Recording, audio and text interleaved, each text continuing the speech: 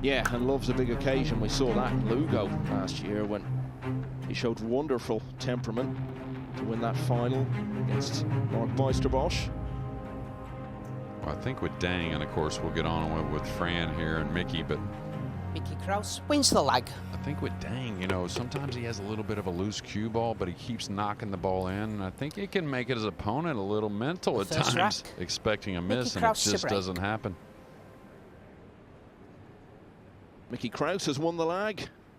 Much bigger task awaits of trying to win the match and knock out the defending champion. Here we go.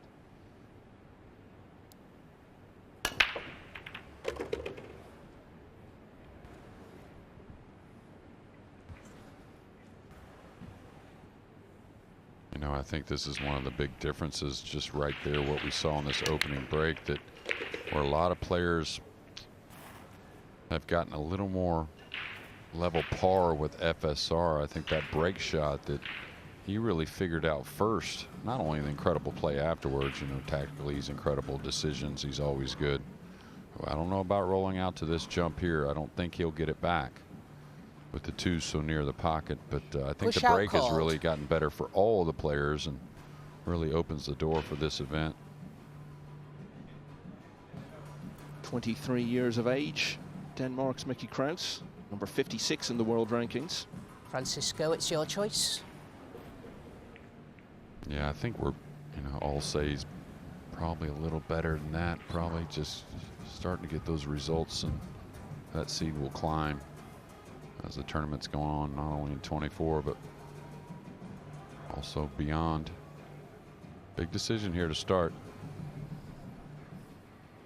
Yeah, it did seem strange at the start. Same with them waiting a long time for Krause to get the results together, given that he is so young, but started getting good results around Europe in the various events around about 5 years ago now. Mickey, please play again. So he is getting it back, Jeremy. Well, he rolled out a little further away. That's why he initially looked at rolling a little closer to the pink. And you can see there's no jump shot going to be played. It's going to be a kick going to the left side of rail. Now, I'm not really sure. He can come across it, kind of bleed the cue ball over to the right side of rail, trying to use the 8. This will be somewhat of a soft safety. Even if he gets the snooker, it's not going to be hard. Oh, he went for the make. That ball was quite a bit of ways out. And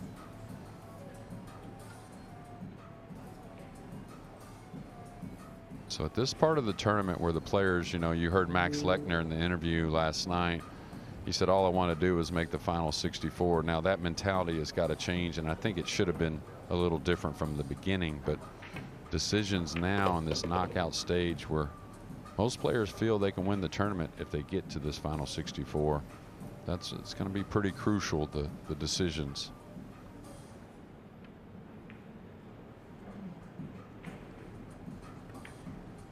It was in the year that Francisco Sanchez Ruiz was born that the world title was successfully defended for the only time.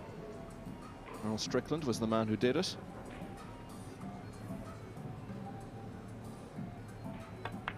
And one thing we talked about at the UK Open, of course, because the tables, of course, the pockets were playing super tough. We saw a lot of players really try to make the game much easier on themselves and maybe play abnormally, you know, not what you would normally do. And, you know, the moment and, of course, the occasion, the World Pool Championships, all the dollars up top and really filtered on through that final 64. Extension call. You got to make sure you don't change much. That's the main thing. You don't practice to make the game easier on yourself. You practice with confidence to knock balls in, and those are the guys that are going to win the event. And we did have one lady, I say, guys, that made a run into this final 64. Pia Filler getting beat on the heel last night. Almost got to the single elimination round. Hats off to her. Yeah, it was Hunter Lombardo who saw her off in the end. He'll be playing later against Mario He.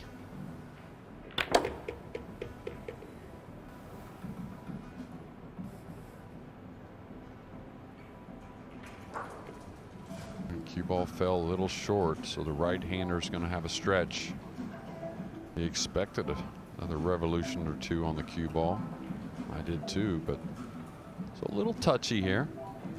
Now, normally when you're stretched, you really don't want to spin the ball as much, so may just come up this right side rail with a high ball. No, he's cueing kind of downward, so he's going to come across 2 rails.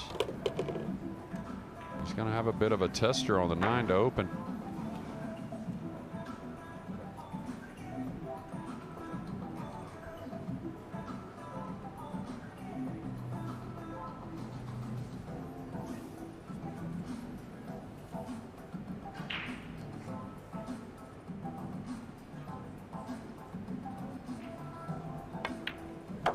So as so often, the push-out narrative was decisive. Wins It the ultimately led to Sanchez Ruiz getting a nice opener, and he went on from there to take the opening rack.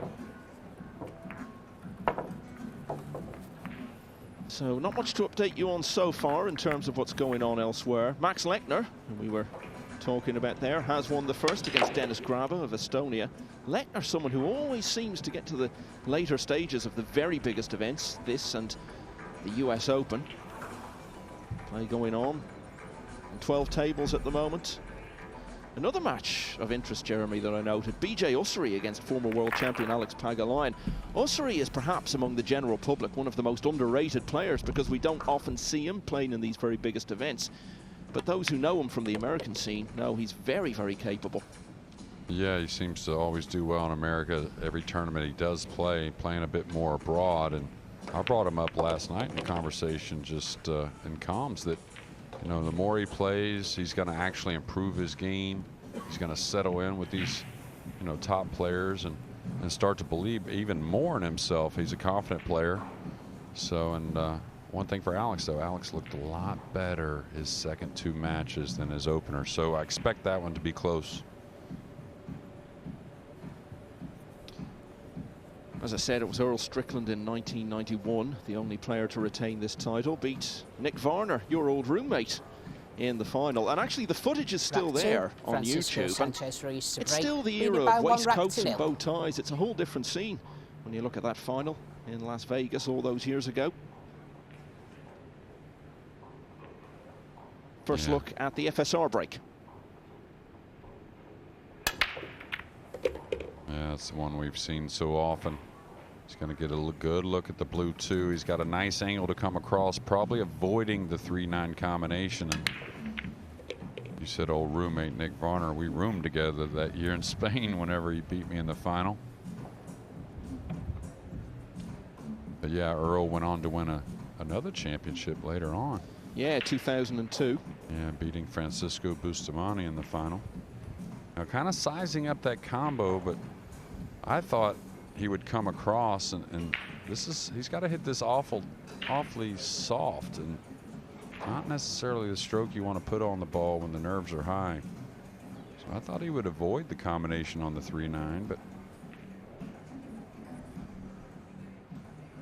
maybe it's not quite as much cut as I think it is. So it's going to be a light one here on the blue. Oh no, he came across. I think that's the smart play.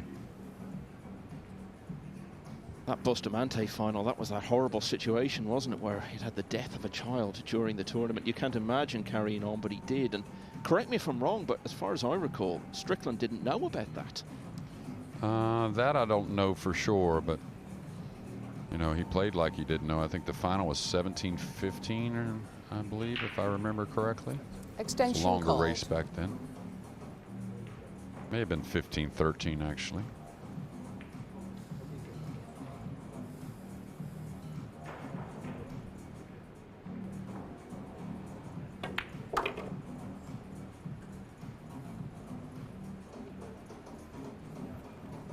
Yeah, this pink definitely goes, but it's tight.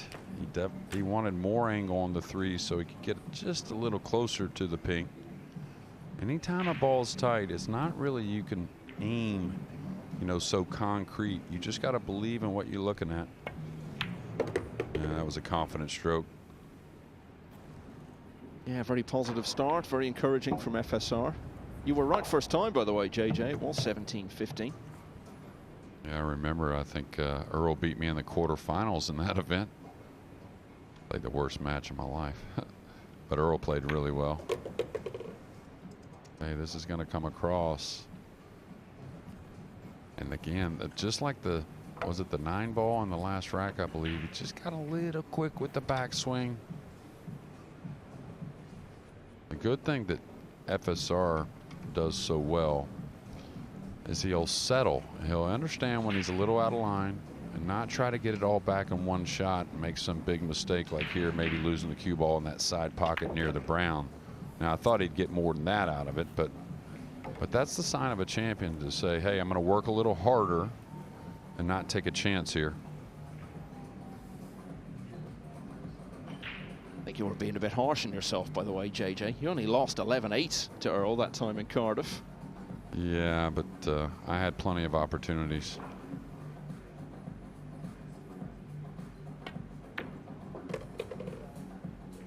Okay, good looking stroke so far for FSR. And the tempo is pretty confident as well.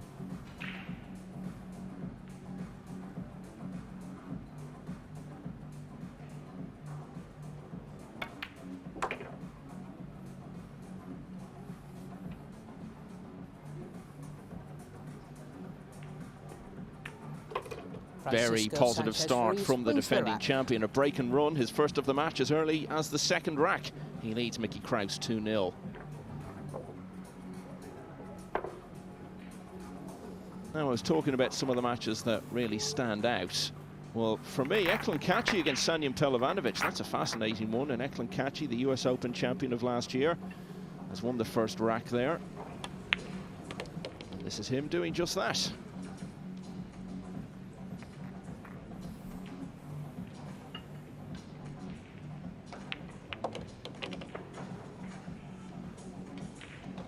So both Kachi brothers in action at the same time, but the younger one, Cledio, has actually lost the opener to David O'Cady. Mustafa Alnar, who played really well last night, also beat Fedor Gorst earlier in the week. He's taken the opener against Jason Shaw. Johan Chua 1-0 up on Ko Ping Han. Bang Jinhu's won the first against two-time runner-up Kwo Po Cheng. 1-0 for Lee Van Corteza in the All-Philippines clash with James Aranis. Your compatriot Billy Thorpe, JJ, has won the first rack against Oliver Sholnocki, and one player has already made it to 2-0. That's Aloysius Yap against last year's runner-up Mohamed Soufi. Yeah, I'll tell you, Yap, watched him a lot. I always watch him a lot. Love the guy and love his game. I think his break has Rack improved to three, where Francisco Sanchez Ruiz to break. he's Leading by definitely a 2 racks to contender in 0. this World Pool Championship. As I said, Yap has got to 2, and so has this man. Oh, cue ball. We're gonna see Mickey Krause Foul with shot. ball in hand. Ball in hand. You just have to expect that once in a match, it seems, at least, where you just get the unfortunate kiss. Please start the clock.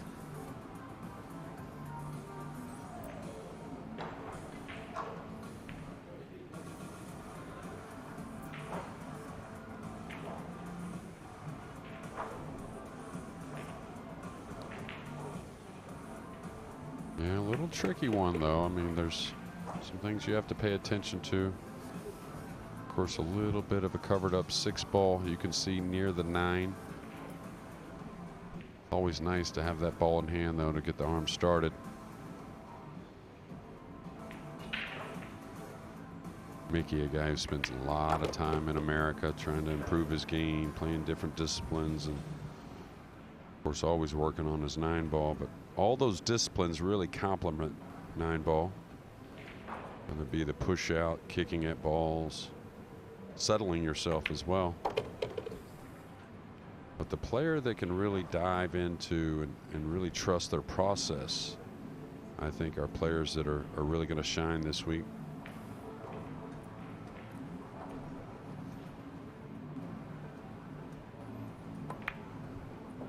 Third year in a row that Mickey Krause has made the single elimination stage of the World Championship, yet to go further.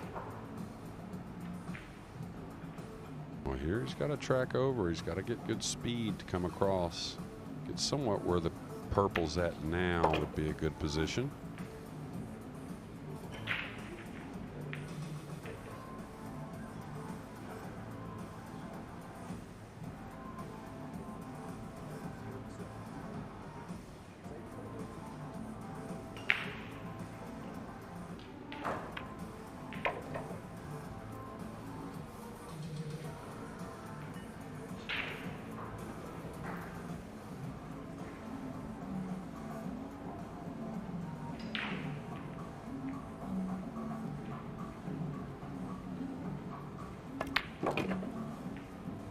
We talked about Sanchez Ruiz looking good and confident at the start.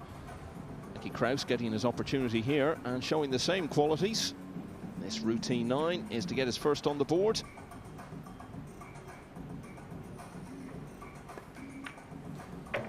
And so Francisco Sanchez Ruiz now leads by 2 racks to 1.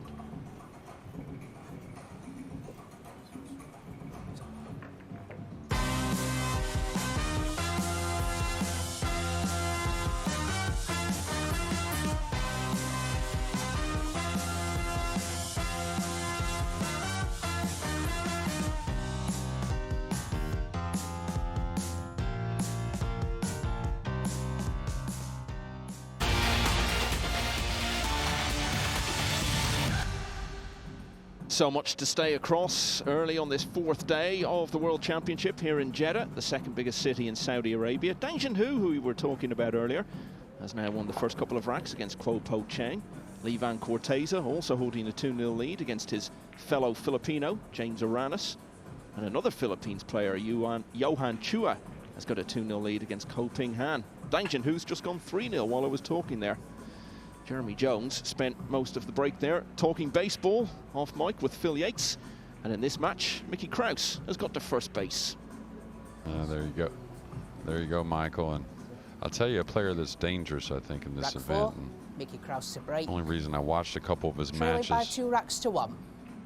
And like his batter Alawadi, he played incredible against Mario. I think he actually outplayed Mario. Hardly made a mistake, but Mario put some racks together at the end, and hats off to him. But I think batter Alawadi is one to watch. Much lighter on the speed there for Mickey Krause than FSR.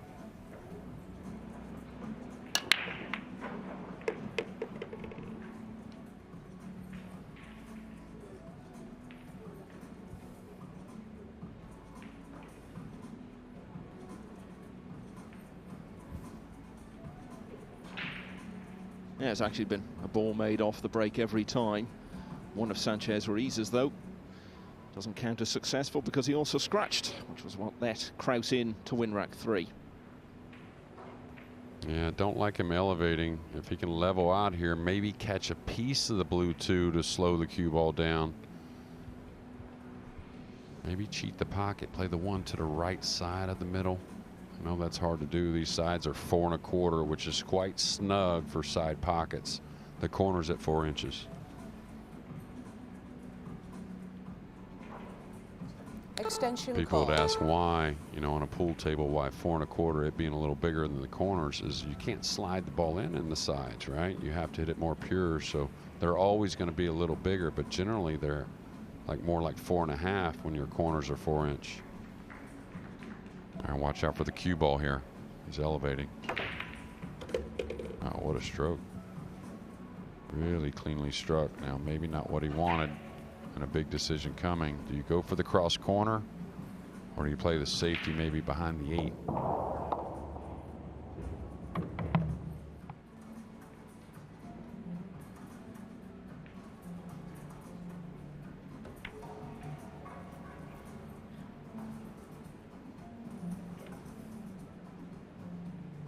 Yeah, you'd wonder why he's upset. He wanted the cue ball to be planted behind the 8. He knows a very doable kick.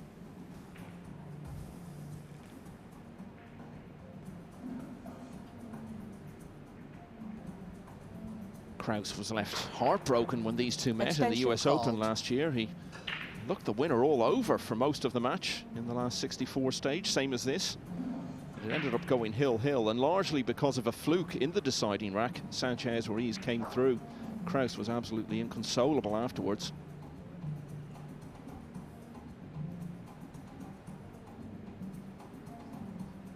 Yeah, you may play this with like a medium speed, trying to let the cue ball go up by the purple or the 2.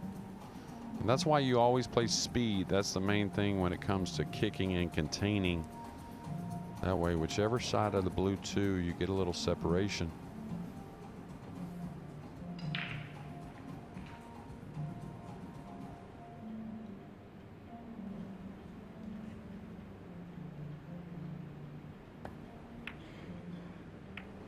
Yeah, body movement there.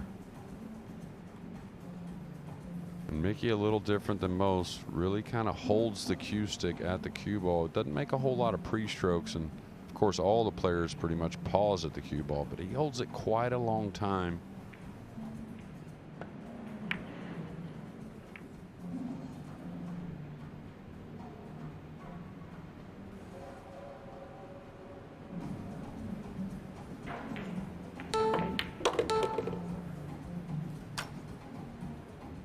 By the way, Jeremy, for me, the most impressive thing we'll have all day here is Tahir, our MC, the way he rolled the R in Ruiz when he was calling the champion into the arena. That was amazing. Yeah, well, that's why he's got that job. Tahir's a talented guy on the mic.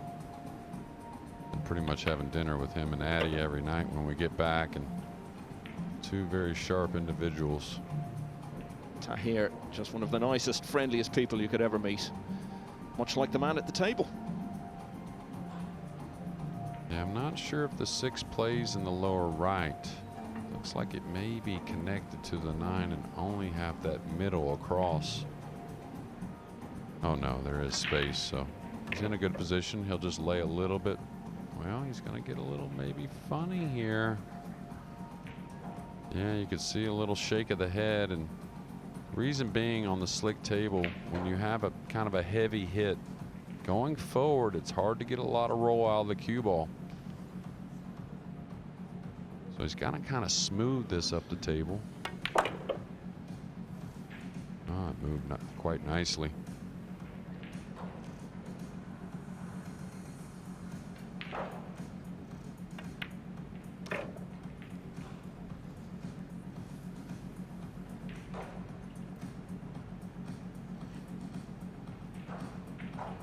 Mickey Krause would obviously have known before the start. He's up against one of the very best in the world, according to the rankings, the very best.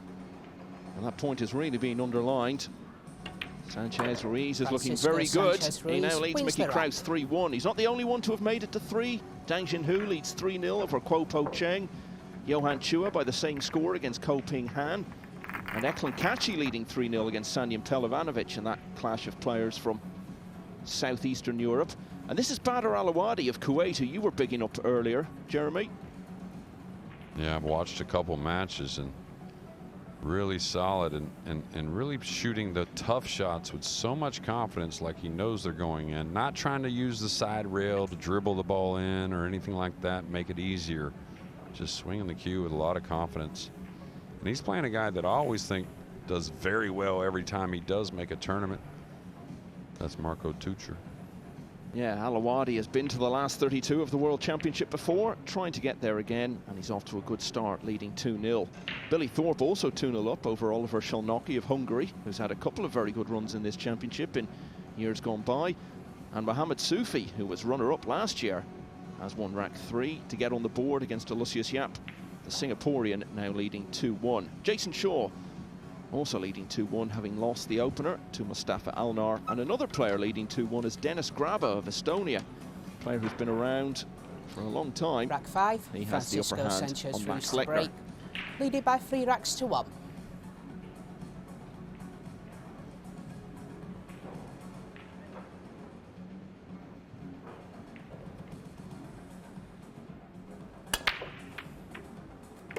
He's missed the 1. Like before, did make another ball though. Not sure what kind of look he has at the 1 just yet, but.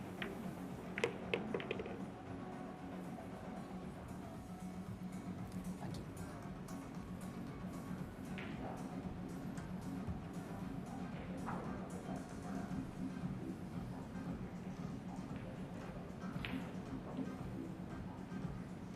And I think he may play the 1 here if he had a little better path to the blue 2. And don't want to make a tough shot like that and really not come away with position unless, of course, you don't have any alternatives. And that's not the case with FSR. Tactically, he's as sound as just about any player.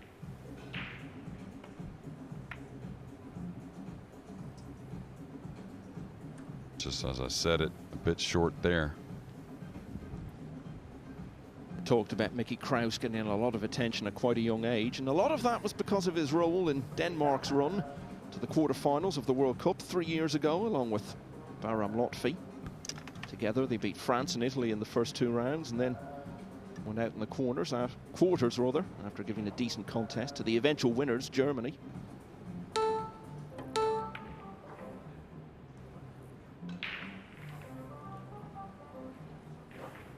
Nice shot there from Mickey, placing the cue ball and the 1, both in pretty ideal positions. And the pink has really cut off a lot of kicks, and the blue too has maybe cut off the left side rail as well. May have to bend this one a bit, going around the pink 2 cushions to the backside. Extension called.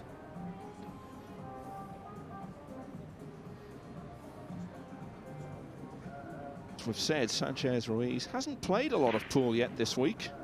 9-2, first match on the main table on the opening night against Walid Al-Balki, and then 9-5 against Kyle Amorotto, who was always going to present much more of a challenge to him.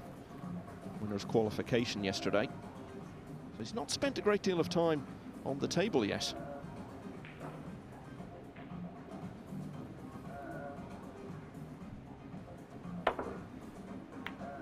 Yeah, and I tell you just mentioned a moment ago, Mohamed Soufi down 2-1, and that's how tough it is to play him. Now he's up 3-2 quickly, so kind of like Dang, I think, just can get on with it. Maybe not always the perfect cue ball, but sure seems to knock the ball in nicely and does it time and time again.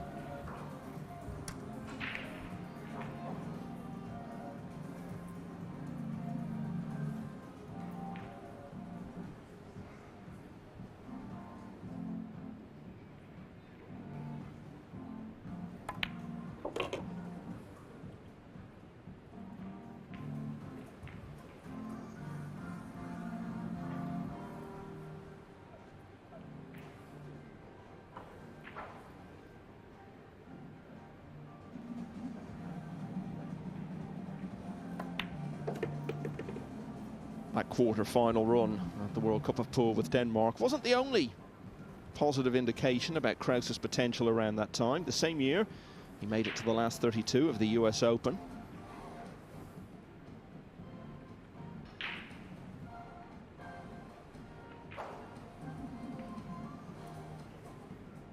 As I said, he's got to single elimination of this World Championship Extension called. Both of the last 2 years. Wasn't far from getting a bit further last time round, only a couple of racks away in fact from beating Viktor Zielinski, one of the leading home hopes in Poland. 11-9 that one finished.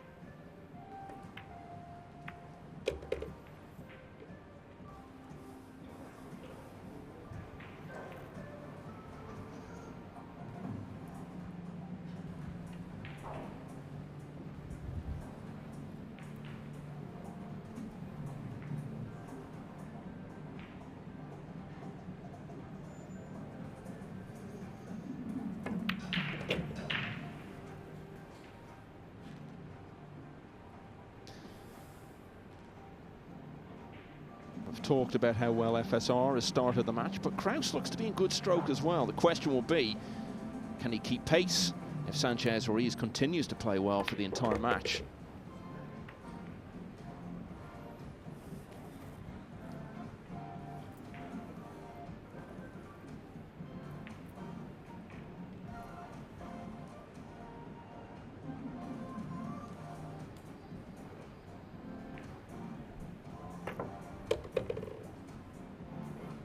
Didn't finish exactly the way he wanted to on the 8.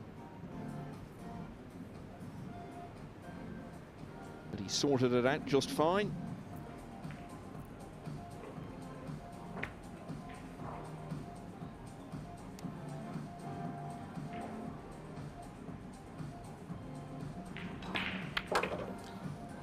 And with a routine 9, Krause gets back to 1 behind again at 3-2. Let's get over to table 1, see what's happening there in the early stages. Jason Shaw, winner of the Hanoi Open last year against Mustafa Alnar, has played some wonderful stuff. Obviously had that win over Fedor Gorst. Then the defeat from a very strong position against Elliot Sanderson. Put that behind him with a really strong performance against Khalid Al-Ghamdi in losers qualification last night. This one, I believe, is 2-all at the moment, with Elnar with a chance to go in front.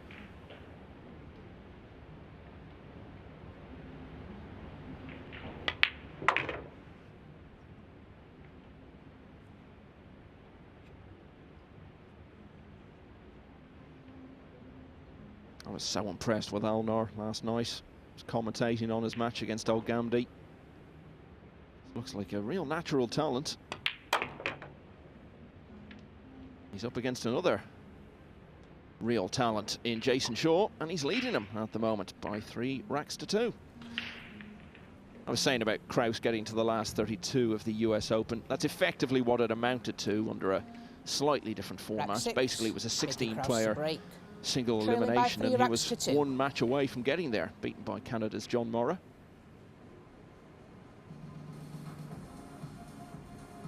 So Krause only 1 behind here.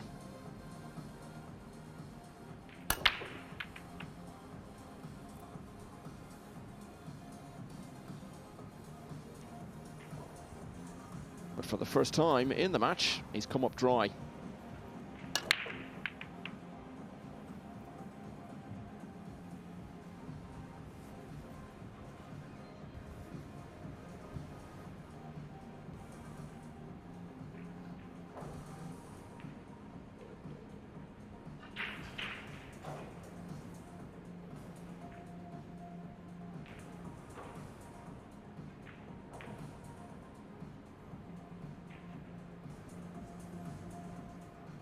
So much drama for Sanchez Ruiz in his run to this title last year. Some close matches along the way against the likes of Torsten Homan and Dennis Grabe. Comfortable enough in the quarters against Chang Yung Lin, but was 7-2 down against Mario He in the semi-finals. Turned it round to win 11-8, and the final against Sufi was pretty close. Got it done 13-10. Yeah, it was definitely a sweater, that's for sure, in many ways. And of course, we're going to have the same this year, no matter who it is. But both these players looking pretty solid so far. I wouldn't say anything glaring that you'd worry about.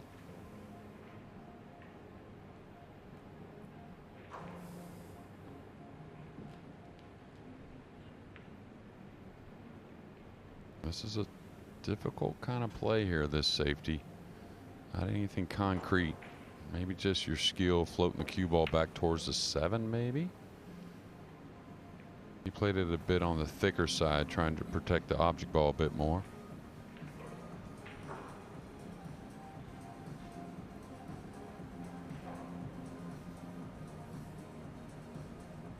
You know, can he push straight through, having the 1 go towards the purple as the cue ball nestles behind the blue 2?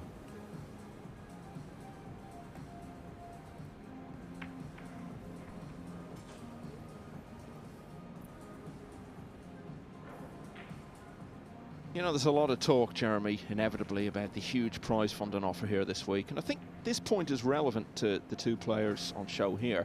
You look at someone like Sanchez Ruiz, who's won about $500,000 during this great run he's been on over the last couple of years.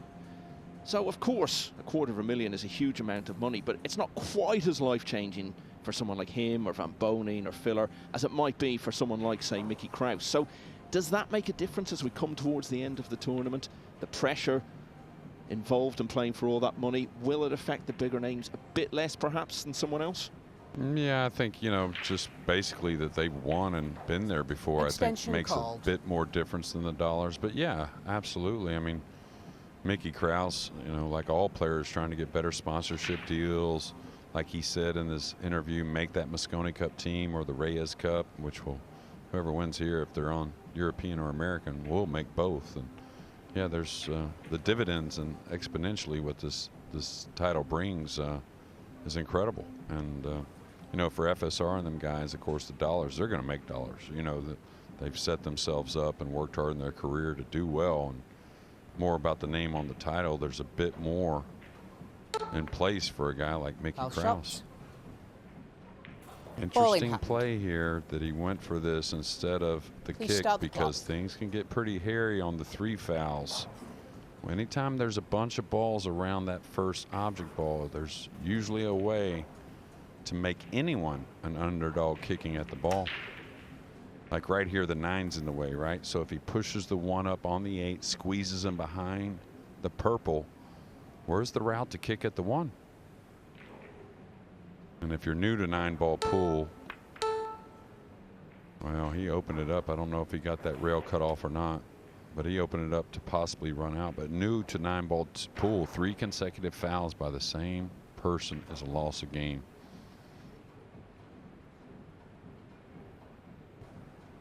The other thing about the big prize fund, of course, Jeremy, looking at that from another angle, as we come towards the end, if it's someone like Sanchez Ruiz, Filler, Gorst, someone like that, again, it's big money, but they'll know there's a likelihood they'll be in that position again. Someone coming through from the supporting cast to get to a semi-final or a final, they might know deep down that that chance may never come for them again.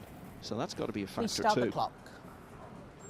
Yeah, absolutely. And, you know, you got to believe, you know, if you look at maybe some of the veterans that are still left in the event, but I think Mickey believes in himself, and you know, many young players believe they can make it there, but the quicker they can, better the chance they have to do it again. And he is on 2 fouls, but the ball's quite open, so most players will try to clear him, even though it's not easy. Look at the 6-7. That's a little difficult, very playable. Yeah. Sufi just missed the 9 in game number 6 to go up 4-2. Didn't leave much of a shot, but keep you updated on some outer tables. You were saying there, he was talking before the match about trying to make the Mosconi team for the first time. If he does, given that it's in Florida, it would create the greatest photo opportunity of all time. Mickey Krause meets Mickey Mouse. Yeah, there you go. I wonder if Phil heard that one. He'd be a little jealous, I think. Oh, he'd never come up with anything as clever as that. I guess he did hear it. Bill Yates always sweating his man Michael, and vice versa.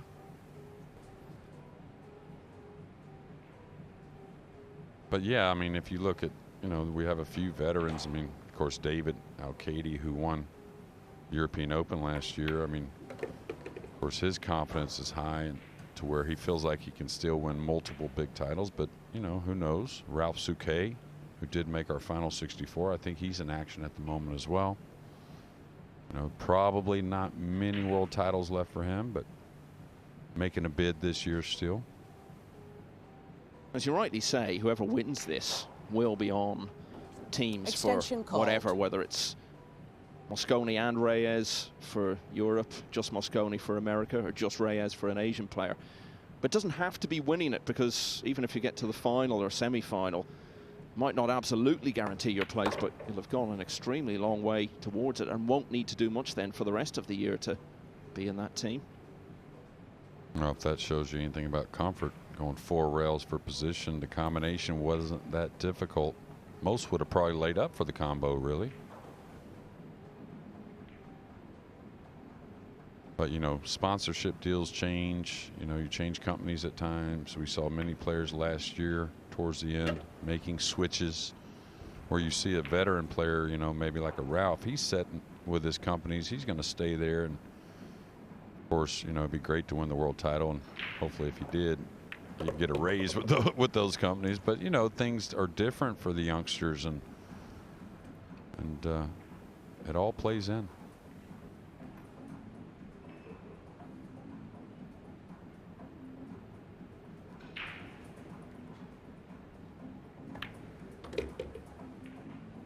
Well, when we saw Francisco Sanchez Ruiz making such a good start to the match in terms of how he was playing, we did say a big part of the equation here was whether or not Mickey Krause would be able to keep up with him. And at the moment, he's doing just fine. Sanchez Ruiz 3, Krause 3.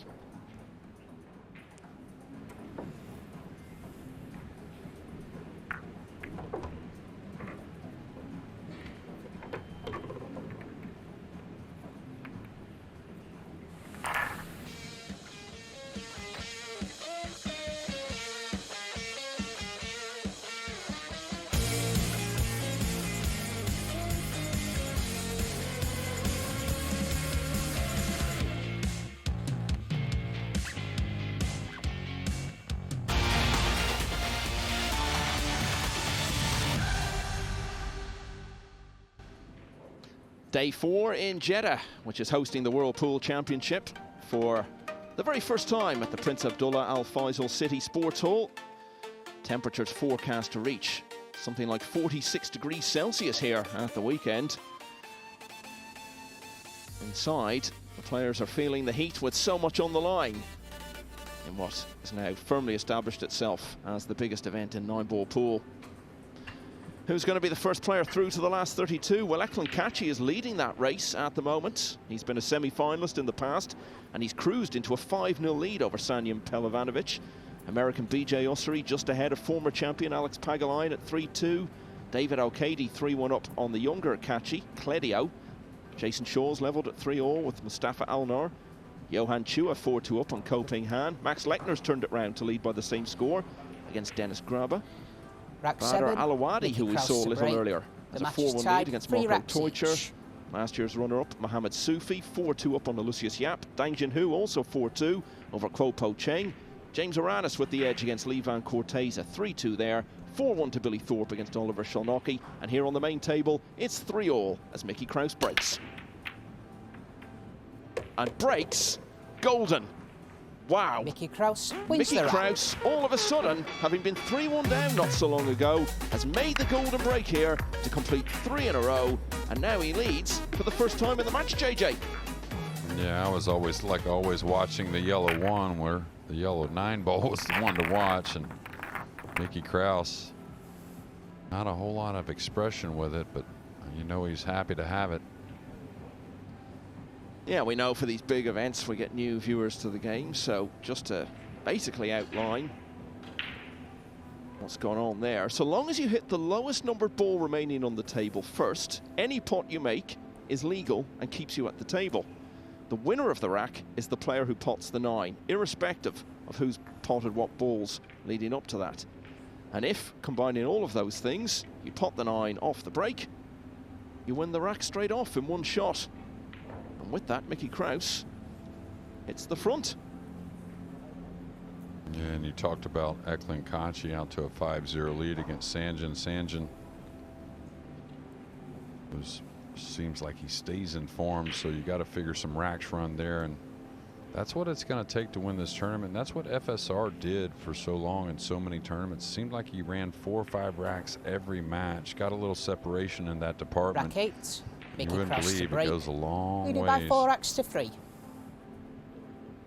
Well, he often needed to, didn't he? Because you think of the World Championship run and the US Open, he found himself in matches where he needed to get on really good rolls. 4-3 then to Krause. Yeah, he's going to come away with a shot here as well. He's near the blue 2. We'll get a look in just a moment. Solid on the 1 in the side, zigzagging the cue ball like FSR taught so many players, and I think he's pretty straight in the corner. The very open rack.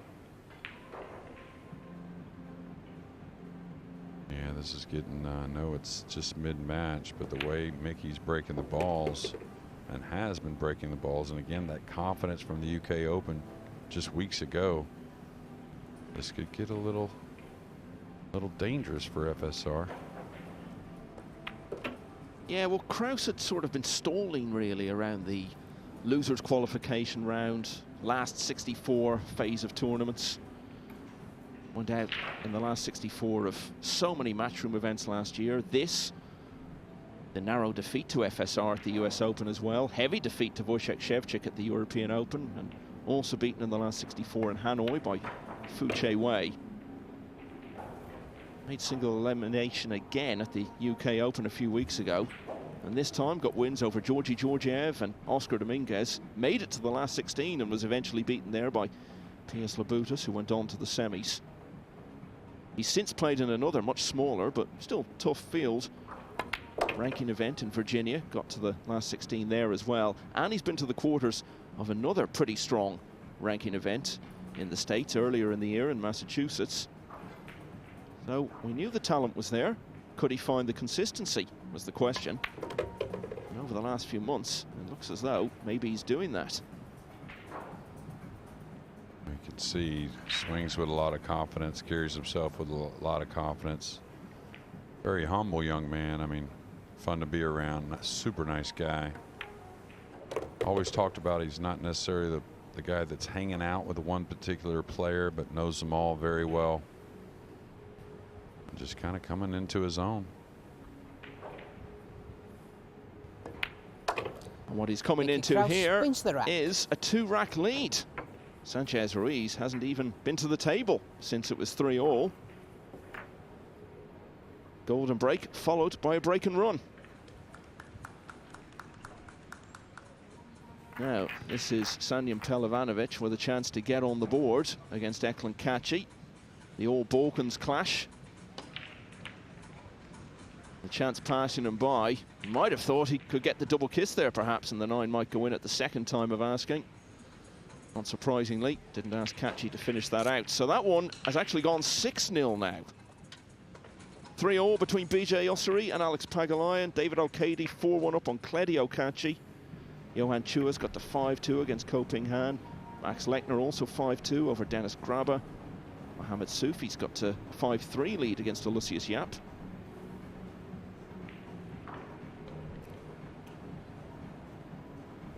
Well, some memories must be coming back for Mickey Krause, and will do so even more if he builds on this lead of what happened in Atlantic City when he built a very strong position against Sanchez Ruiz at this stage of the US Open. Ended up having his heart broken in a hill finish.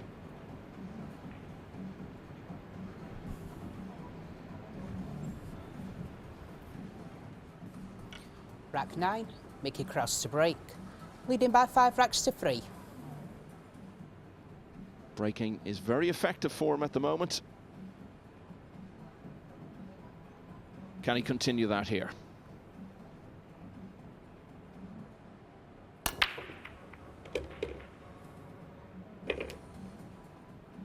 Yeah, another successful break off. The blue 2 up the table by itself. That's always a good sign as far as getting a look. Awkward queuing over the black 8, but you gotta figure he's probably gonna attack. The red 3 is back down the table, but can he handle the 3 from a little distance? I think he can. So you wouldn't want to make like a cinch shot here, but you know, simplify it as much as you can. Wow, he didn't simplify anything there. He just went on with it, and tell you what, he got some sleep last night.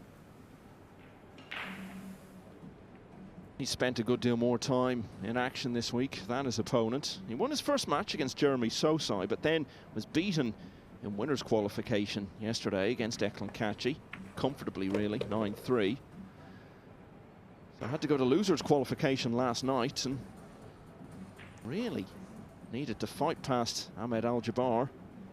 Only got through 9-7. There were 13 players from the host nation in the field at the start. 4 of them made it to losers qualification, but all of them now been eliminated. Yeah, we're gonna go from one ad break to another without seeing FSR at the table.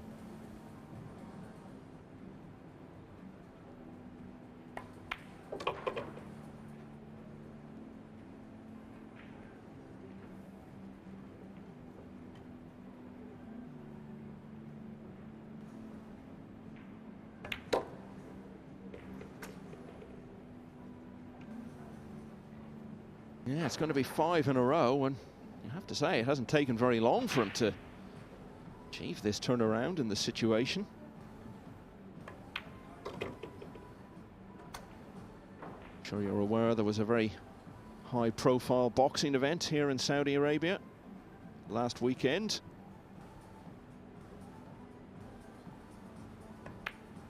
And now at the World Pool Championship, Mickey Krause the holder wins the is on rack. the ropes because Francisco Sanchez Ruiz trails Mickey Krause 6-3.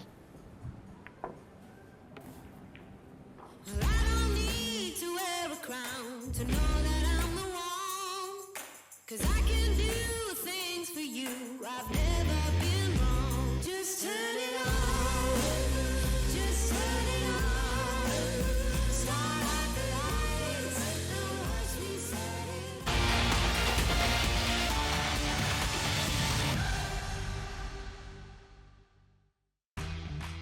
Shane Van Boening waited a long time to win this World Championship. Finally did it 2 years ago in Milton Keynes. Now he wants to win it again.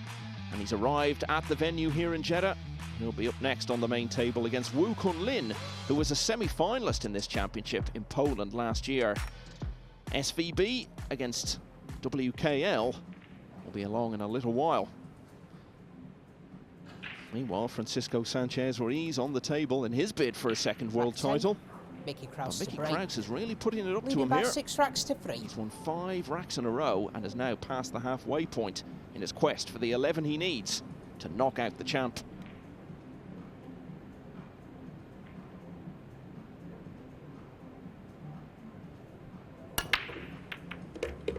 Yeah, we always know if you're from Chinese Taipei, you can play, that's for sure. It doesn't matter if you're at the tournament, back home, it doesn't matter. They just carried so many great players, but I don't think we talk enough about Woo Kun Lin, really. It's always so solid, he's not going to give it away, so Shane's got to play a solid match there to get by that one. Maybe even a special match, really. Another shot, little awkward. Can he hold the ball? Does the 3 go by the 9 and the 6? It's an awkward combination onto the pink from where the 3's at, and a somewhat difficult 2 ball because of that side pocket. So he's going to try and go forward a couple rails, maybe by the 5. He's got to be attacking. Oh, he didn't. Looks like a great safety, of course, though. Welding to the back of the brown and really cutting off the kicks. FSR in a little trouble. Well, the last time he came to the table, he was leading 3-2. Now he returns to it. 3 behind and with a question to answer here. And you can see from that expression, he's going to have to swerve this just to get to a part of the rail that gives him a chance to get to the back rail and back underneath Extension the blue called. 2. A very deserving extension here after a great safety from Krauss. So we've seen it all from Krauss, right? A lot of offense, some timely defense. He needs to kick out of one here. It's got to go. It's going to have too much spin. Foul shot. Ball in Having hand. finally got out of his chair, he might be back in it for a while here. Please start the clock. Just going back to Woo Kun Lin, and how maybe we don't talk enough about him. We always refer to the fact that he got to the semi-finals last year, but he had already been to the semis before that a few years ago. He actually beat Albin Ocean, who was defending champion that year, along the way, so it wasn't like that was out of nowhere last year in Poland. Yeah.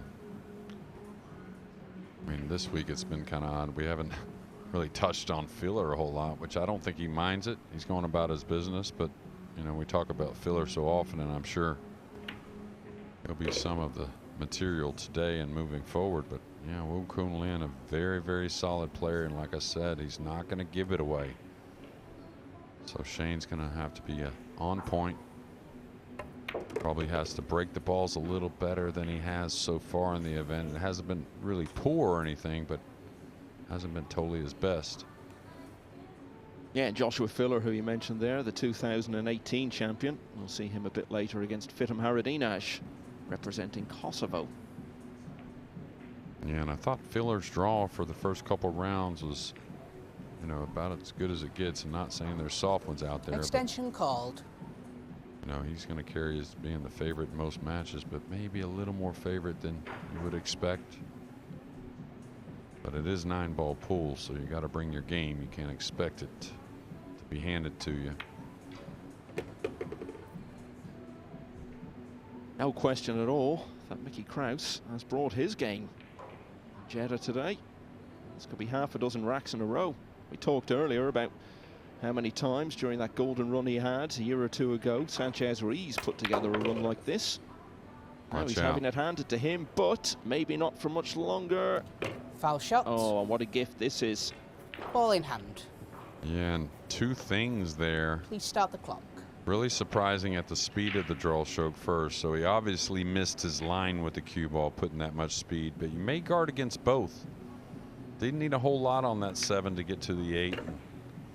FSR really, not saying he was asleep, but you definitely woke him up and got him out of the chair quickly there.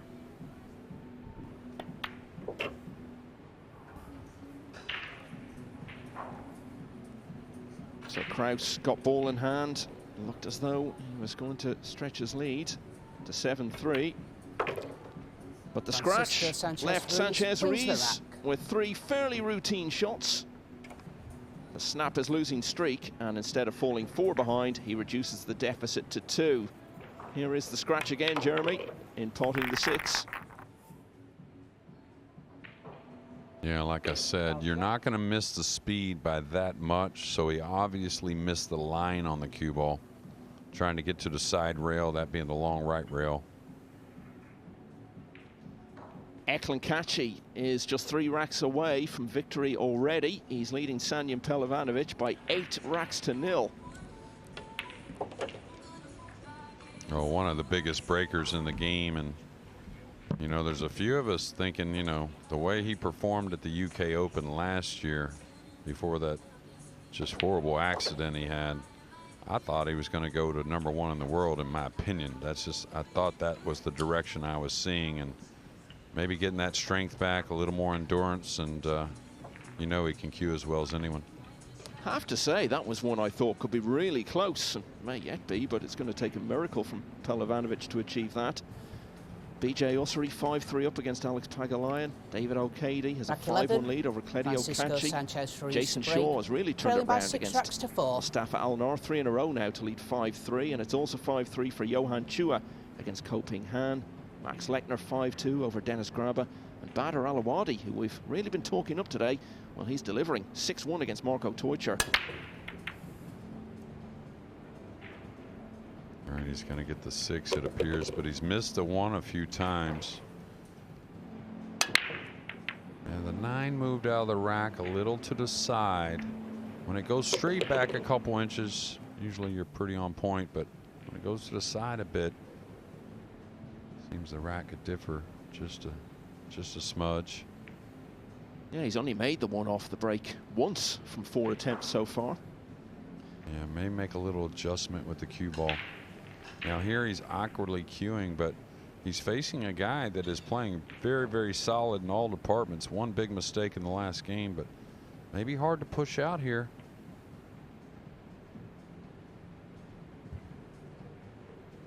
Push out call. Just got to give you some more scores. So much going on here. Mohamed Soufi, last year's runner-up from Syria, just with his nose in front of Aloysius Yap at 5-4. Spanish Open champion Dang Junhui, the only Chinese player in the field, has a 5-2 advantage against Kuo Po Cheng. James Aranis just in front of Levan Corteza, 4-3. And the winner of this match that we're watching here will play either Oliver Szolnocki of Hungary or the American Billy Thorpe in the next round. Thorpe leading at the moment 4-3. Yeah, just as talked about in the opener, there's usually 2 halves of these matches if you can maintain. A lot of players are going to get a 2, 3, 4 game lead, and you just got to understand that. And I think that's the biggest difference as a whole that I see from yesteryear. You know, when I started playing and played a lot of my career with the players, is the way the players look at matches today. I think they really have a little bit more solid mentality, match in, match out. Not all the players from years ago, of course. Champions are champions no matter the era, but you can just see, like, talked about it yesterday with like a Chris Melling, of course, who did get to our final 64, and good thing he's playing well enough to advance. He's got to break a little better, I think, but you could see when he loses a match, he's really distraught about it, much more happy when he wins. Of course, you're going to be happy when you win, but I think the players today take it a little more the same from match to match. I think that can only pay dividends in the end.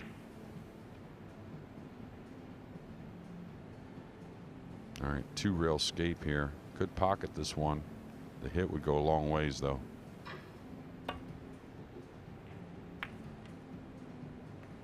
Good effort. He's going to leave him a pretty good angle to stun over and maybe get aggressive on a 2-4 combination.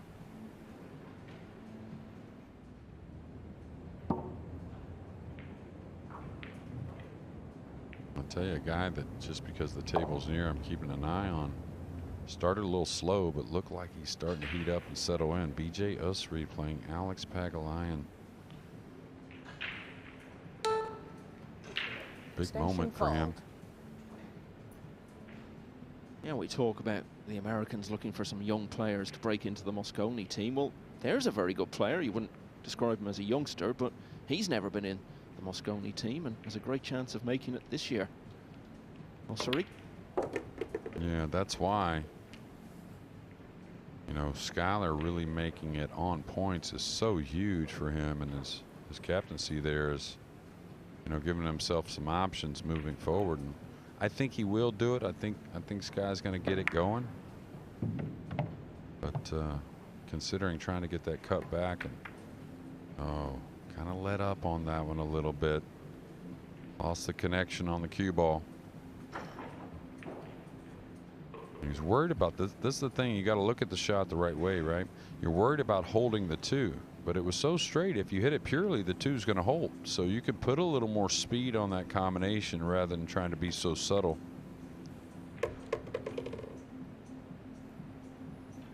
Well, we say it so often, don't we? How quickly it can change in this game. It was only a few minutes ago. Mickey Krause looked for all the world like he was going to have a 7-3 lead, and suddenly pretty much making him favourite to win the match.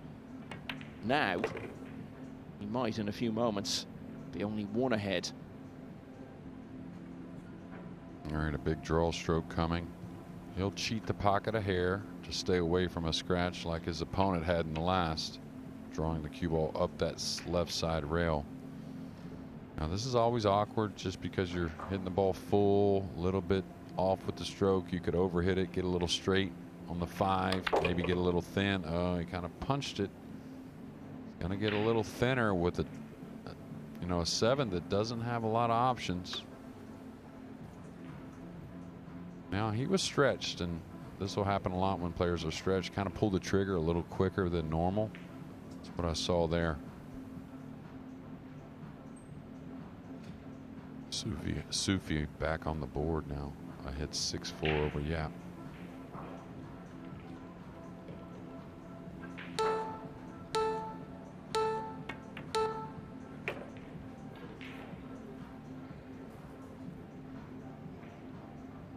They got just enough speed to make things easy. The 8 does pass in the lower left.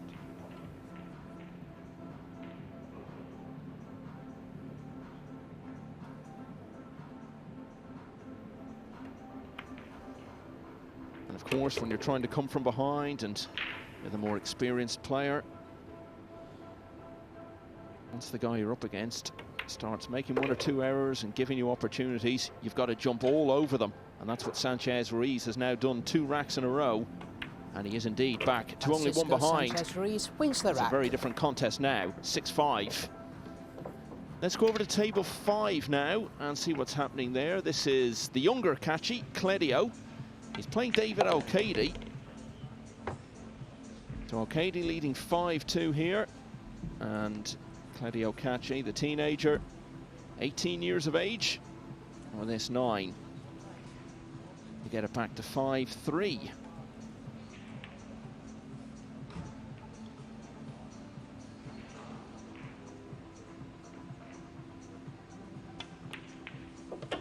Which he has safely done. The older Kachi, Eklund, looked like he might be heading for a whitewash win. It isn't going to happen now. Sanyan Pelovanovic has won the 9th rack, so it's 8-1 there. BJ Ussery, we were talking about, 6-3 up on Alex Pagulayan.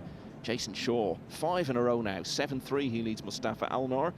Johan Chua 5-4 over Ko Ping Han. Max Lechner 5-3 against Dennis Graba. Marco Teucher's got it back to 6-2 behind against Badr Alawadi. Mohamed Sufi now has a 6-4 lead over Aloysius Yap. Ko Po Cheng hanging in there against Dang Junhu. He now trails 5-3. It's 4-all between Lee Van Corteza and James Aranis. And no change on table 4. Billy Thorpe 4-3 ahead of Oliver Sholnocki. Winner of that plays winner of this. Rack 12, Francisco Sanchez Ruiz to break. Trailing by 6 racks to 5. Yeah, you can't expect to make the odd ball every time. He's got to get the 1 tuned in. A little better there. Look at a 2-9 combination maybe developing. Not easy. It's playable though.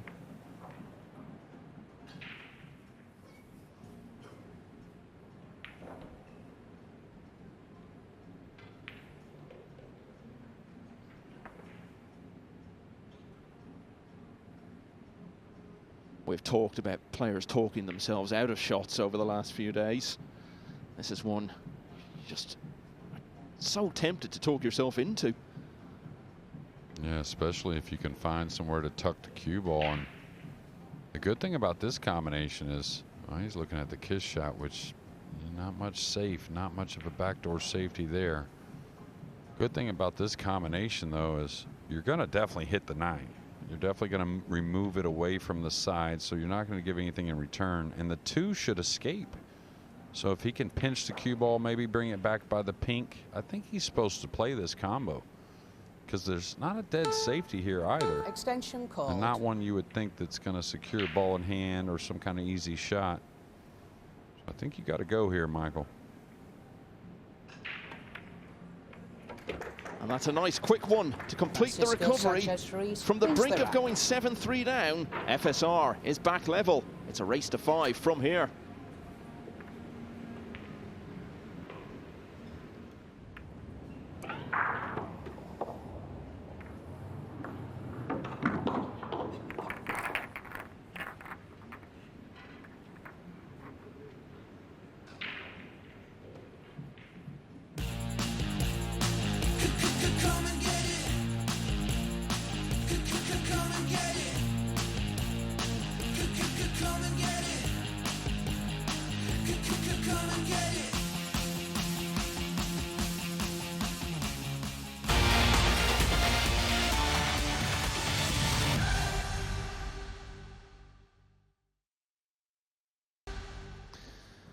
Mohamed Soufi, runner-up in the World Championship last year and having a very good day in his quest to get to the last 32 this time. He leads Aloysius Yap of Singapore by 7 racks to 4. And this is so reminiscent of Kielce last year, isn't it, JJ? The way he just glides around the table so quickly. Wonderful to watch. Yeah, I think it can be honestly quite jarring to his opponent as well, because like Dang had mentioned, sometimes a bit of a loose cue ball, but keeps knocking the balls in, and even more so with the, you know, the technique, I think, as well, can be something to get his opponent a little off. But I've been watching that from afar, and he's played some really nice tactical shots to get him in position to win Rack these 13, games, and now big lead. Sanchez Ruiz to break. The match is tied, 6 racks each. Mickey Krause did have a big lead here. He looked to be on the brink of making it even bigger, but now the champ is back level and breaking. Yeah, he's missed the 1 again, and every time it's been a narrow miss, but still, that's not going to make you feel good moving forward. And we'll see if Mickey Krause can leave a few mistakes behind. Big mistakes they were.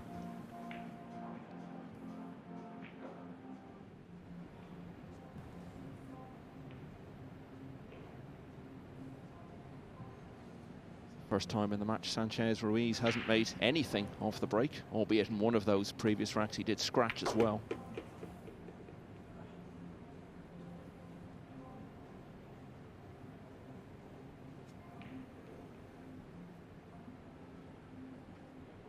He's going to shoot it at this combination. And remember, it was a 2-4 combination, much easier than this one that he missed to bring FSR back to the table once more. Oh, that was a nice, confident stroke. You know, it wouldn't be one of these big events, Jeremy, without me hitting you with a trivia question. So here goes. As we've said, Sanchez Ruiz is trying to emulate Earl Strickland, 1991, the only player who's ever successfully defended this. Since then, the closest anyone's got to successfully defending it is to get to the final. It's been done 3 times. I'll give you a while to tell me who those 3 are. One of them is very easy. Yeah, Alban Ocean. Yeah, that's 2 the years easy ago. part, I bet. I was hoping that was one of the hard ones. Let's see.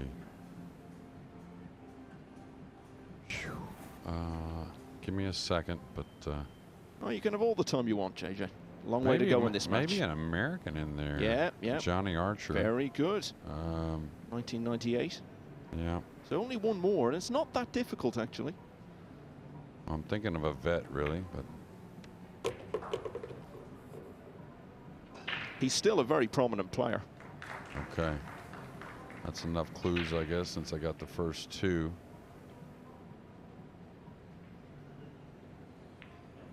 Give me a minute. Yeah, we'll come back to that because these are big moments here. Sanchez Ruiz was very much on a run. Krause has been handed the opportunity to snap that streak here, and it doesn't look as though the loss of the last few racks has done anything to dent his confidence, his belief, his rhythm. Seems he's going to take this and get within 4 of a famous win.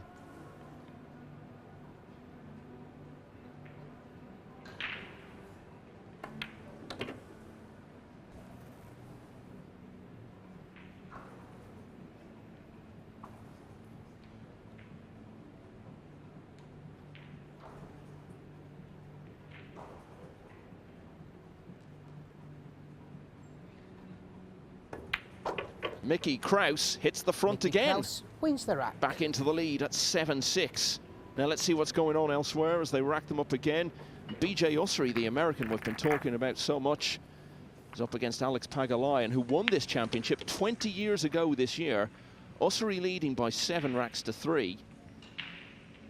And it looks as though he's eyeing up a combination here to go even further in front. Looked for a long time as though Eklund Kachi may be the first man through. He may yet be. 9-2 in front of Sanjin Pelovanovic. But he's got serious competition in that regard from BJ Ussery, because he's only 3 away from going through to the last 32. And another player closing in on victory is Jason Shaw, who's now won half a dozen racks in a row against Mustafa Alnor. That one's 8-3.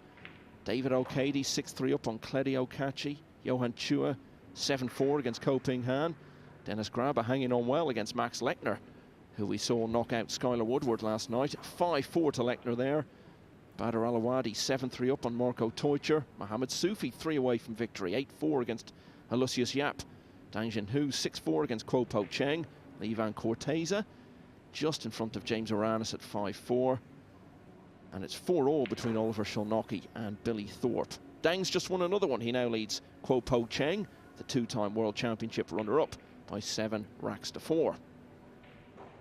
Well, this is getting intriguing, JJ, this one. Yeah, absolutely. And I tell you, I'm pretty impressed with that Rack out he 14, just made after Mickey making a Krause to few break. mistakes in the heat put Leading by on. 7 racks to 6. Really nice combination on the 2-5. And of course, again, some of that experience from the UK Open. There's always going to be some trials getting deep and, you know, keeping that confidence. I'll tell you what, he's breaking the balls better than his opponent, that's for sure. Maybe better than anyone in the event at the moment. Kachi's got to be breaking them well to have that big lead, but. Well, I know you greats of the game always look on the break as to whether or not they're making the one in the side. He's now done that with all of his last 4 breaks, Krause. Yeah, the first break was a little light. Then he picked up the speed, and the results have been really good. Had one golden break in there as well. Yeah, that was the one before that run of 4 in a row. So, in effective terms, making the 9 is even better than making the 1 in terms of where it gets you. Sorry, Michael. That was another big 2-ball as well. He's had a few easy ones after the break, but he's had some tough ones also, and now set up very nicely to extend that lead again. Kind of narrowing down my last guess. God, it's got to be. I mean, I really don't think it's Suke. I don't think it's him. Now we're talking here, if you weren't listening a few minutes ago, about Francisco Sanchez Ruiz trying to become only the 2nd player to win this back-to-back. It's been 33 years since it was done. 3 players since then, in attempting to retain it, have got to the final. JJ very impressively has got 2 of them already. Wasn't that long ago, I'll tell you that. Yeah. The other one. It says it wasn't that long ago. Still feel like it's been almost a decade, because I'm thinking about the ones.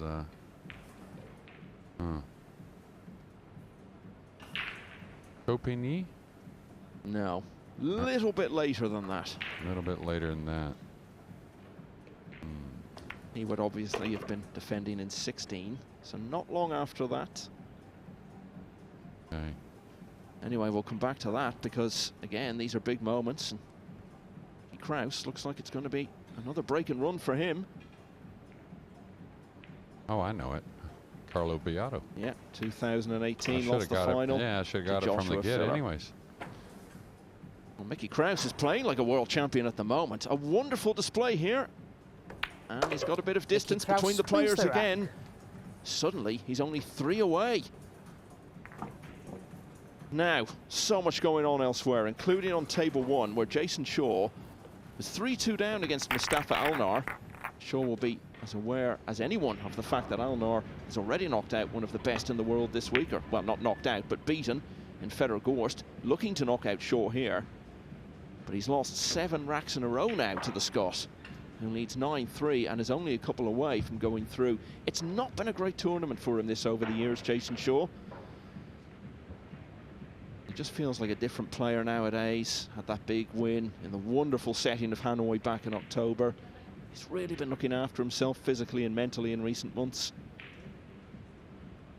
And he's in a very strong position here. While we're watching this, I'll give you some other scores. Eklund Kachi is on the hill now at 10-2 against Sanjin Pelovanovic. David O'Cady 6-3 over Kledio Kachi. Johan Chua 8-4 against Ko Ping Han. Max Lechner a couple clear of Dennis Graba, that's 6-4. Badr Alawadi 7-3 over Marco Teucher. Mohamed Soufi looking to go one better than last year and win the championship. 8-5 against Lucius Yap. Dang Jinhu 7-4 against Kuo Po Cheng. Lee Van Corteza leading by the same score in the All-Philippines clash against James Aranis. And Oliver Szolnocki, well, it's often slow going with him.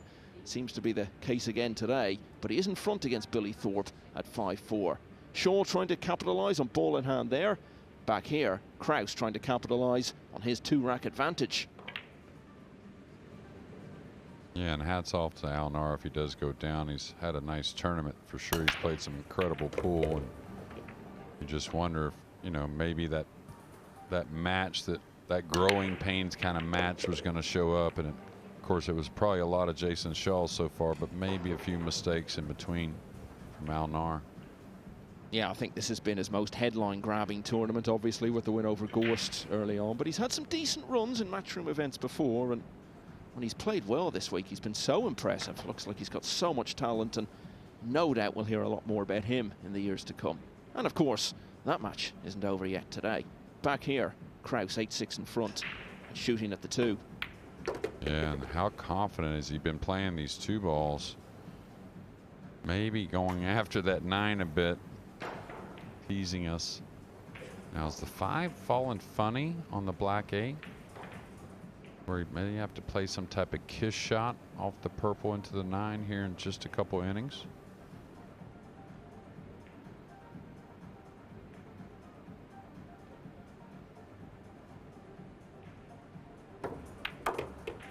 You know, never mind the scoreline or the way they're playing. If you looked at this match not knowing anything about Nineball or the histories of the players, and you were told that one of these guys is the defending world champion and the other one has never been beyond the last 64 before, just in terms of their manner around the table and the confidence they're showing, I think you'd find it hard to know which was which. Extension called. Yeah, absolutely, and that's how great Mickey's playing. And but what's most impressive to me is how confident, you know, he's stroking the ball. He's really not, like I said, trying to make the pocket bigger, hitting the ball easier at times, just really clean strikes on the cue ball with a bit of authority. I'm looking at an early finish here. Yeah, this is always awkward. People would think this is an easy shot, but when you're behind the ball a little and you have to draw off of it, you can definitely miss the calculation. The 5-9 carom is achieved, and Mickey Krause has won 3 in a row. He only needs a couple more to advance and end the reign of FSR.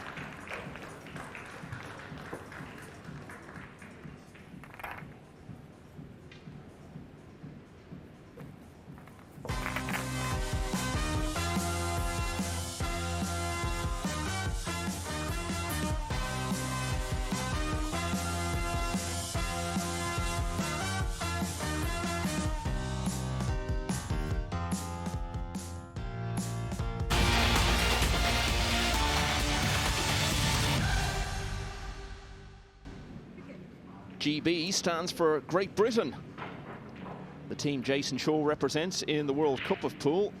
It also stands for Golden Break. And that is how Shaw has claimed his place in the last 32 of this World Championship. 11 racks to 3. He's beaten Mustafa Alnar. Shaw went out in the last 32 last year in that hill finish against John Morrow of Canada. He's reached that stage once again. First man through. And the man Shaw once beat to win a US Open was the second player to advance, Eklund Kachi, an 11-2 winner over Sanjin Pelovanovic. Kachi will now play BJ Ussery or Alex Pagulayan.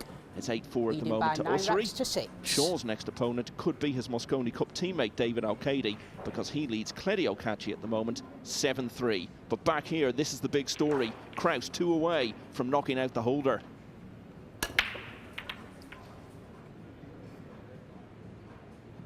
And not a great time for him to end his run of making the one off the break. Yeah, the one kind of bent off the break a little bit, kind of hooked, you would say, and not an easy layout with the 7-8 jumbled up on the right side rail. Has a great starter on the one, but it actually looks like the 7-8's playable.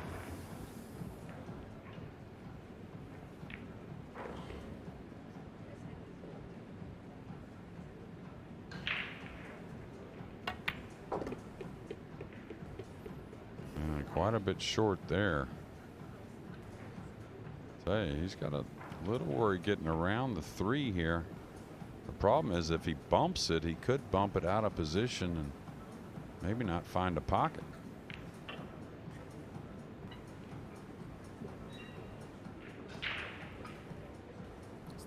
Extension called.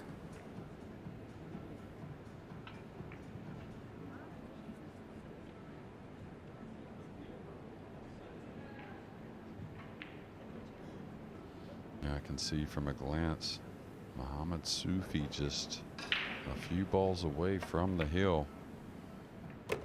Nice pocket there on the 2, and there's that bump on the 3 I was talking about. May not hurt him, but did make a bit of a tougher shot. Yeah, Mohamed Soufi 9-5 up against Lucius Yap, and another player only a couple of racks away from advancing is Johan Chua of the Philippines, 9-4 up on Ko Ping Han. Oh, but what's happened here? Well, that's what I was saying, and that's not because of the 3 ball. It's the shot on the 1 getting so steep on the 2, you really couldn't command cue ball control like you wanted, and it's really cost him a miss, and a big one it is. And you know, when you're trying to pull off a famous win and knock out the defending champion, that's the sort of thing you want to see. Sanchez Ruiz back in his chair and clearly feeling the enormity of what might be about to happen here. Oh, but what a let-off. What a let-off. And what a gift for FSR. Yeah, and I think he has given up a shot, even though not a whole lot of angle on this red 3 to get back for the pink, but FSR's got to be feeling somewhat blessed to get back to the table. And Krause must be having some thought about what happened in Atlantic City last September, when he really should have beaten FSR in the US Open, when he was defending champion there as well, but ended up going down in a hill finish. Well, he didn't give up the make, and I don't know if he's going to get the 3 far enough here. Yeah, he's going to lay it over the side or close. One of the most treacherous little shots you can have, trying to slow roll this in the side pocket from that angle, and can't go for the 3-7-8 combo. He was kind of sizing that up. I think you got to really look elsewhere here. Even if you edge the 3, right? Can you do that and hold and go up by the pink? He's shooting the 3-way. He's shooting the triple. Called.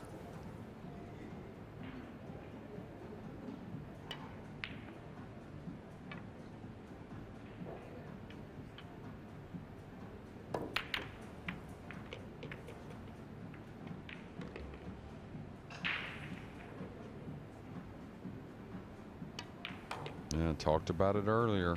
You know, everyone's going to miss balls. Everyone's going to get unlucky here and there, and maybe lucky at times as well. But I don't know if you can lose your brain. That's the one you really can't afford. And not so sure about that shot selection, Michael. Really played a triple combination from a lot of distance. Yeah, almost got lucky and stayed at the table anyway, but having narrowly missed that, he instead left a really good chance for Sanchez Ruiz. get some pressure back on his Danish opponent. Mohamed Soufi is now on the hill at 10-5 against the former US Open finalist and indeed former World Cup finalist Lucius Jaap. 10-5. Yeah, his World Cup partner, who is, I believe, the oldest player in the field, To Lien Han. He'll play later on. Impressive tournament for him so far. Big win last night over Oscar Dominguez. Now, Oscar did go on to qualify in a real solid performance. We'll see him a little bit later as well.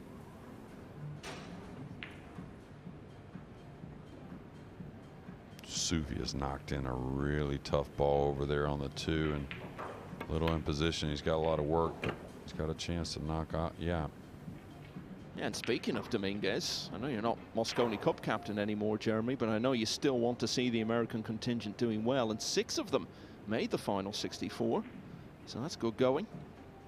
Yeah, absolutely, and the good thing is there wasn't no stumbling across, right? Really solid performances as a whole, and that's what you really want to see.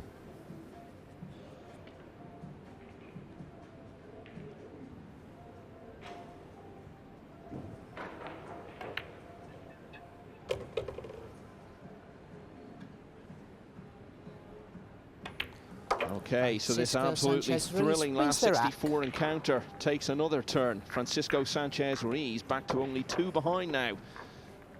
Speaking of 2, that's still the number Mickey Krause needs to add to his total to advance.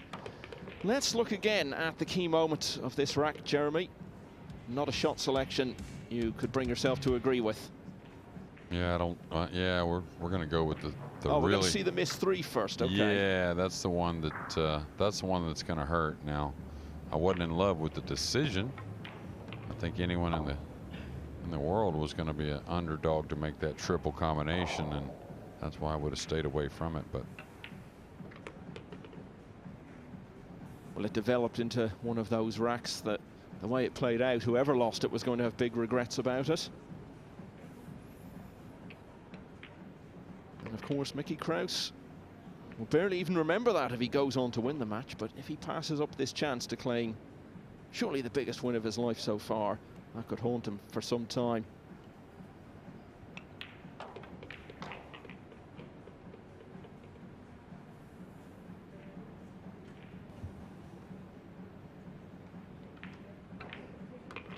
And now Sanchez Ruiz breaking and looking to get back to only 1 behind here.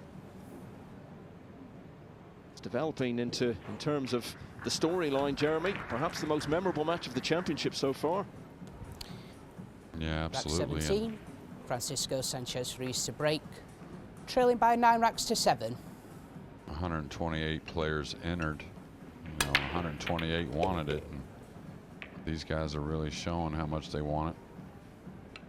Blue 2 again went upstairs on its own. That's always a good feeling. You don't feel like too many balls are going to get involved, keeping you from a shot. So FSR's got to get it going.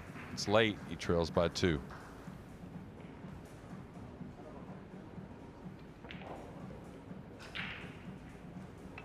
Besides, what was it? The opening game is really his best look after the break, I think.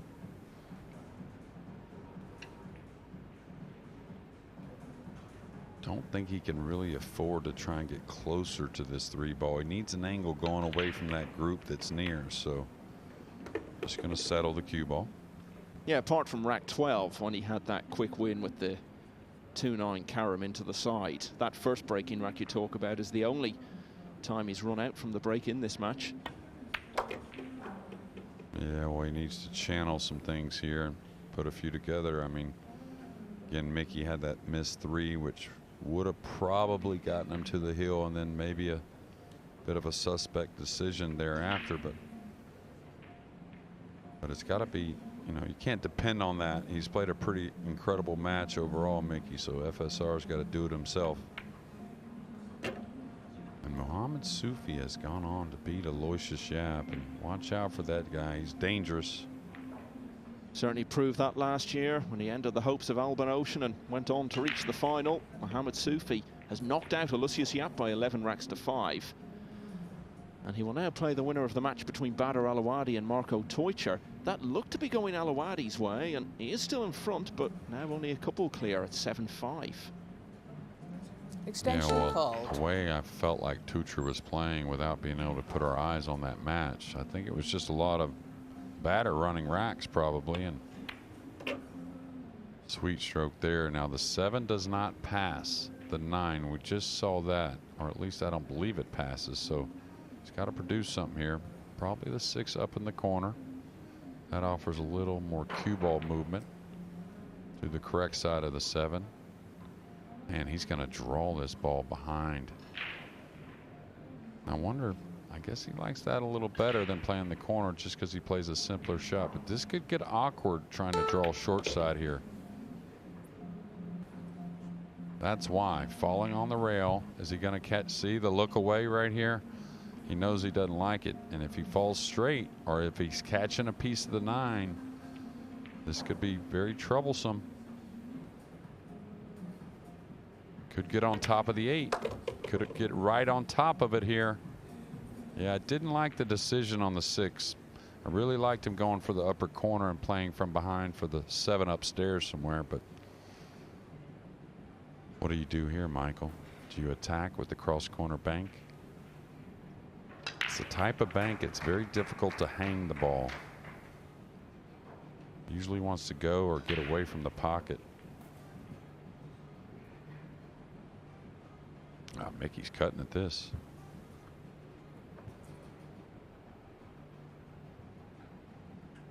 I don't think it's stretching the point to say this. Extension called. It's just about the biggest shot of his life so far. Don't want to apply side spin here. Not normally, and this is sitting on the angle. He could go towards the corner he's standing at.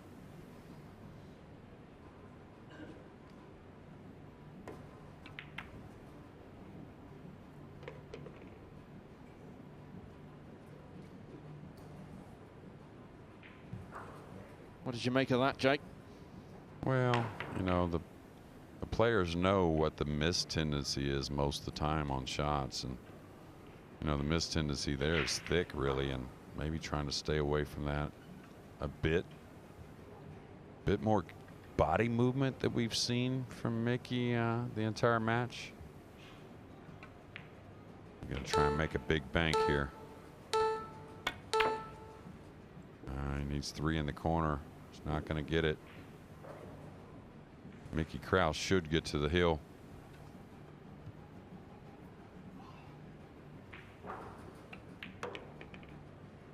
Well, Krause was 3 clear earlier in the match at 6-3. He led by that margin once more at 9-6. Sanchez Ruiz has come back at him a bit both times. This time it's been nipped in the bud. Krause is again 3 clear, and this time he arrives on the hill.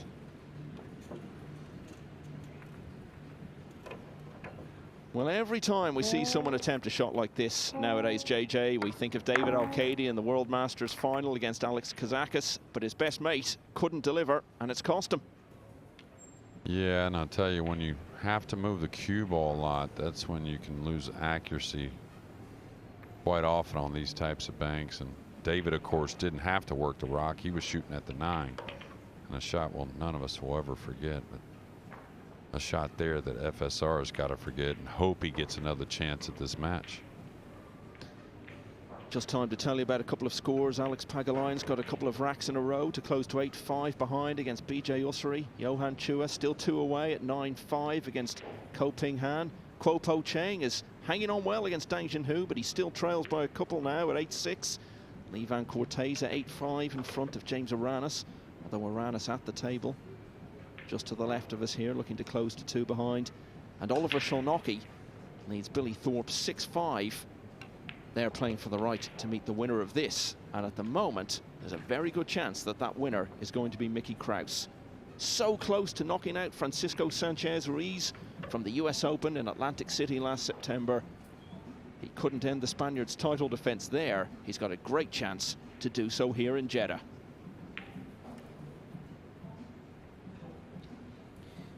Rack 18, Mickey Krause to break, leading by 10 racks to 7 on the hill.